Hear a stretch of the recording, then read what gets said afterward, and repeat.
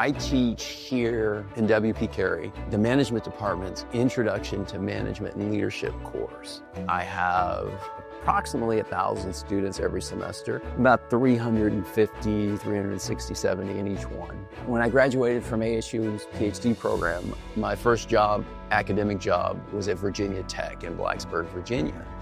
And they hired me specifically to teach the same class I teach here at Arizona State. I mean, my class was 3,500 students, and I was petrified.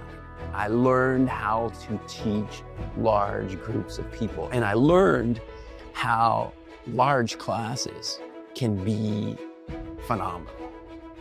So you walk in his class like a burst of energy flowing out the doors.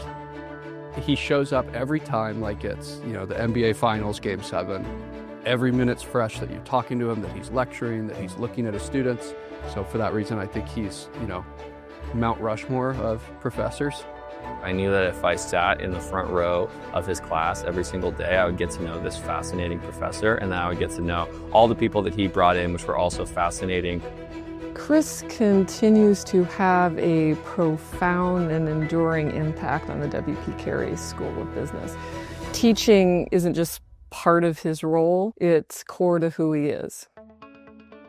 I've gotten some criticism throughout my career that, Nick, he just entertains them. And I look at that criticism and I say, absolutely, you are exactly right. I do entertain them first. Because if you don't entertain them, especially large classes, they're not going to show up. I have always thought, since the first day I met him, and then especially after going through his class, I've always felt that Dr. Neck is the type of teacher that should be put on a pedestal and that other teachers should learn from. What has really stuck with me is Dr. Neck himself, the individual. And that to me is just tremendous. Again, it takes a lot of work to take the calls, take the emails, remember the names, but here he is in touch with me every month, advising.